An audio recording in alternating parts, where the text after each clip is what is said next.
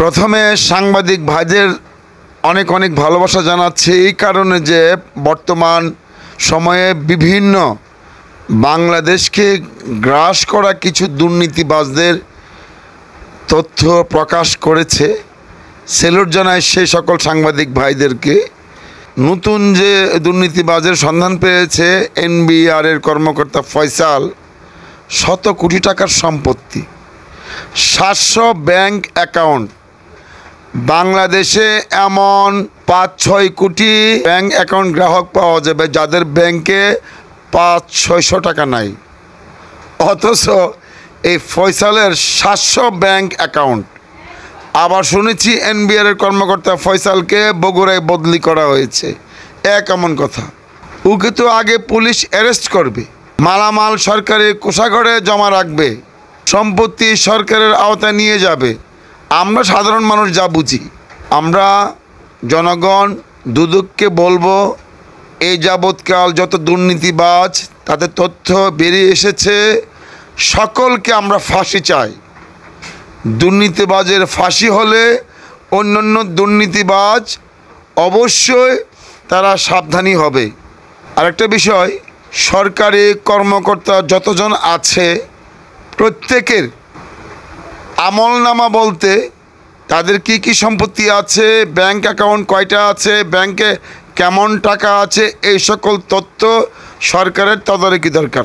আশা করি প্রত্যেকটা সরকারি কর্মকর্তা, কর্মচারী এবং পিউন থেকে শুরু করে সকলেরই হিসাব সরকারের জানা থাকা দরকার। এই কারণে কিছুদিন আগে এক সরকারি কলেজের পিউনের 100 কোটি টাকার তথ্য পাওয়া গেছে।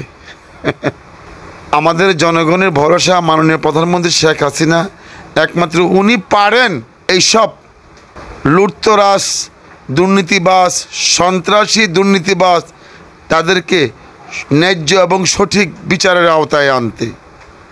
আর কাউকে দেখছি না, আর কাউকে যে বিচার জানাবো সেই লোক দেখছি না।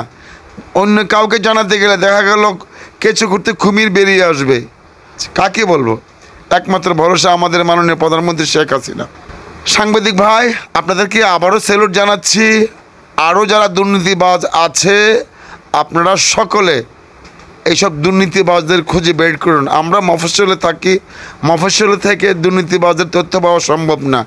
তবে সারা বাংলাদেশ যারা আমরা মফস্বলে আছি, মফস্বলে যারা যারা সরকারি উচ্চপদস্থ কর্মকর্তা আছে, আসুন আমরা নিজ এলাকায় ওই সকল উচ্চপদস্থ কর্মকর্তারা নিজ এলাকায় কেমন প্রপার্টি আছে সেই সকল তথ্য আমরা সরকারকে জানাই।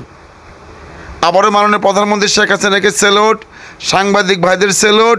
মাননীয় প্রধানমন্ত্রী, আপনি বলেছেন দুর্নীতিবাজদের ছাড় দেওয়া যাবে না। এখন আমাদের দেখার পালা যে আপনি ওনাদের ছাড় দিয়েছেন কিনা বা ওনাদের বিচারের আওতায় এনেছেন কিনা। মানবিক লিটন ভাই, আল্লাহ হাফেজ।